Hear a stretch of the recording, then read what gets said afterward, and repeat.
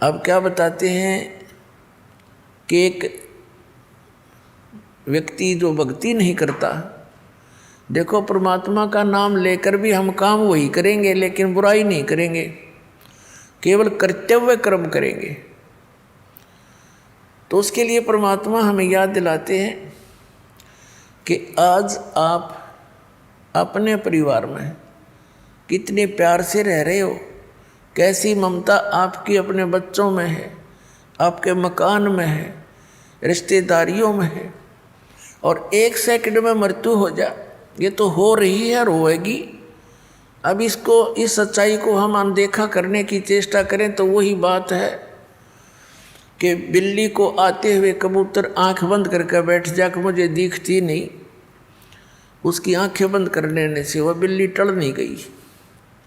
उसकी अपनी अज्ञान सोच है, वो तो उसने दौड़ धाप उड़ जाना चाहिए था, बच सकता था। तो ऐसे ही ये एक मौत यानी ये स्थिति है आपकी, हम इससे बहुत कतराते हैं और ये फिर भी आके ही रहती है मृत्यु। तो इससे बचने का तरीका भी बताया परमात्मा ने। कबीर ये तन जावेगा, सके तो ठहर ला, एक सेवा कर संत की, गोविंद के गुण गा। अब इस प्रसंग को थोड़ा सा बाद में लेंगे, पहले समझाते हैं कि फिर ये जैसे आज सारी व्यवस्था आपके पास है और खूब प्रसन्न है सभी है, और एक सेकंड में मृत्यु हो जाए, ये क्या था, ये क्या है? फिर ये एक धोखा है, हमारे को मूर्ख बनाने का तरीका अपना रखा है इस काल भगवान ने। अब ये जीव के बस की तो बात नहीं, क्योंकि हम तो बंधे पड़े हैं, हमारे बस की बिल्कुल बात नहीं। इसके लिए परमात्मा ने तरीका बताया है। उस तरीके को, उस मार्ग को अपनाएंगे तो हमारा इससे पीछा भी छूटेगा और ये क्रियाएं कर्म भी हमारे जो कर रहे हैं ये भी बहुत सरल हो जाएंगे। अब जैसे किसी ने 5-10 पशु रखे हैं और पहले हाथ से, ऐसे अब भी हाथ वाले बहुत से, उसका चारा काटने की मशीनें हैं, गंडा से बोल रहे हैं हमारे यहाँ। तो एक तो वो हाथ से काम कर रहा है और एक उसने पावर का कनेक्शन ले लिया, बिजली का, और मोटर ली रख, और फिर देख वो बैठा बैठा देख कर वो कट कट कट कट काट रही है, उठा उठा कर उसमें रखने हैं। और एक जो 2-3 घंटे का काम 20 मिनट में कर हो जाता है। तो इस प्रकार हम जिस अपने परिवार की गाड़ी को स्वयं खींच रहे हैं, उसके लिए इस परमात्मा ने कहा कि तुम इस पर मोटर दरवा लो और बहुत आसानी से रखी जाएगी, और फिर देखना आप भी बैठी हो अंदर और फिर गाड़ी चलेगी। तो हम सभी अपने हिसाब से अपने गाड़ी को खींच रहे हैं। परमात्मा का कनेक्शन मिलने के बाद आपको पावर मिल जाएगी, वो मोटर मिल जाएगी जो उसने बैठा घुमाएगी, चलाएगी अपने आप। तो वो काम भी हल्के होंगे जिनको हम नहीं कर सकते, उसको पावर करती है। तो इस प्रकार वो साधना, वो विधि जिससे उस पावर की यानी परमात्मा की शक्ति आपको प्राप्त हो, जिससे आपकी संसार रूपी परिवार रूपी गाड़ी भी ठीक से चले, तो वो दास आपको बता रहा है। और ये अभी तक किसी को प्राप्त नहीं हुआ, और जिस कारण से हम भगवान की खोज में लगे हुए भी फिर भी उतना ही संघर्ष, उतनी समस्या हमारे घरों पर, शरीर पर बनी रही, क्योंकि हमें वो पावर का कनेक्शन मिला नहीं। और जहाँ से हमने कनेक्शन ले रखा था उनका पीछे से कहीं पावर हाउस से कनेक्शन नहीं था, वो झूठ बोल रहे थे, वो नकली थे। तो पुण्यात्माओं, प्रसंग चल रहा है कि परमात्मा ने क्या बताया। जैसे एक पत्ता वृक्ष टहनी से टूट कर नीचे गिरता है, और वो गिरता हुआ क्या कह रहा है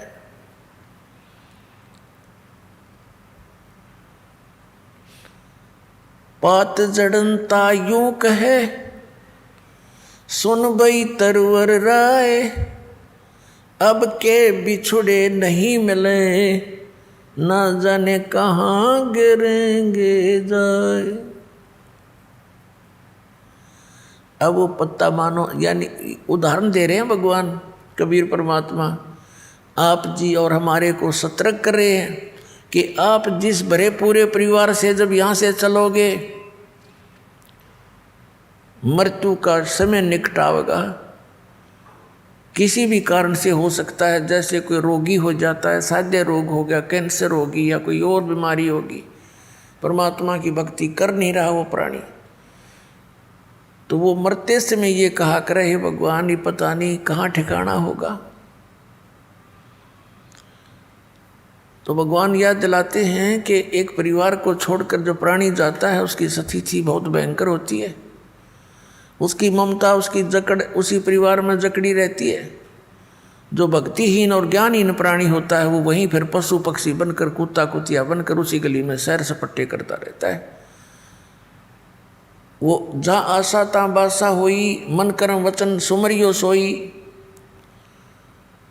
पात जड़नता यूं कहे, सुन भी तरवर राय, अब के बिछुड़े नहीं मिले, न जाने कहाँ गिरेंगे जाए। अब परमात्मा कहते हैं, हिड़की दे दे रोएगी सुरता, जब तू चलेगी अकेली। इस आत्मा को सुरता भी, सुरती भी कहते हैं, एक संबोधन के लिए। कहते हैं, प्यारी आत्मा, जब तू पूरे परिवार ने छोड़ के अकेली यहाँ से जाएगी, जब तू पछाड़ खा खा टक्कर मार मार रोएगी, डकरा डकरा के, तेरी कोई नहीं सुनेगा। फिर क्या बताते हैं, पात जड़नता यूं कहे, सुन बई तरवर राय, अब के बिछुड़े नहीं मिले, ना जाने कहाँ गिरेंगे जाए। तरवर कहता पात से। अब क्या बताते हैं परमात्मा के,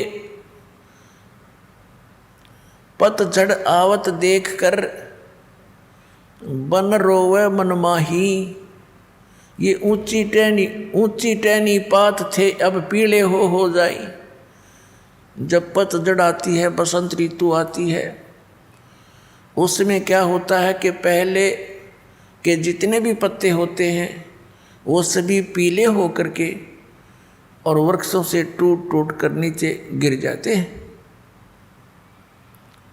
अब कहते हैं उस समय वो वन रोता है अपने मन में कि ये क्या बनी इनके साथ, ये सभी निकल के टूट टूट के गिर गए सारे। जहाँ एक वर्ष तक उन मस्ती मार रहे थे, फड़फड़ फड़फड़ करते थे हवा के झोंकों में, कितने अच्छे लगते थे। तो ये वन संसार है और हम इन टहनियों पर चिपके हुए पत्ते हैं। ऐसे ही हम टूट टूट कर गिरते जा रहे हैं। पीले हो जाए मीन, बुढ़ा हो गए, बुढ़ापा आ गया, सफ़ेद बाल हो गए, जाड़ दांत, अब चली एक एक करके निकलने लगी। तो समझो अब इस तरवर से टूट कर गिरने का समय आ लिया और इसका ये भी नहीं पता कब समय आ जाए। वैसे तो अंदाज़ा हम सभी लगाए बैठे हैं, अप्रोक्सीमेशन, कि 90, 80, 100 वर्ष तक तो जी ही जाते हैं। अब जैसे कोई आज 80 वर्ष का हो गया है तो वो इस आश तक जीवित है, रुका हुआ है कि 100 वर्ष तक तो कहते हैं जी ही जाता है, मनुष्य जीवन बना ही रहता है। और यही आस सबसे खतरनाक है हमारे लिए कि इतने वर्ष तो अभी मेरे शेष हैं, इसीलिए तो टिका हुआ है ना। तो ये फिर भगवान में दृढ़ता तो लग जाना, इसीलिए बकवादों में लग जाता है। तो यहाँ परमात्मा कहते हैं यह भूल भी सत्संग से समाप्त होगी आपकी। परमात्मा कहते हैं मौत भूल गया बावड़े, ये अचरज किया कौन, और तन माटी में मिल जाएगा जो आटे में लौण। तो मौत को भूल गया, यह गफलत किया बैठा, इसी कारण से तुम चोरी करता है, बकवाद करता है, डाके मारता है, मिलावट करता है, रिश्वत लेता है और बड़ी बड़ी कोठी बनाता है, तुझे मौत याद नहीं है। अब परमात्मा याद दिलाते हैं कि वो ऊंची टहनी पात थे वह पीड़े हो जाई, पात जड़नताइयों कह सुन भीतर वर आए, अब के बिछड़े नहीं मिले ना जाने कहाँ गिरेंगे जाए।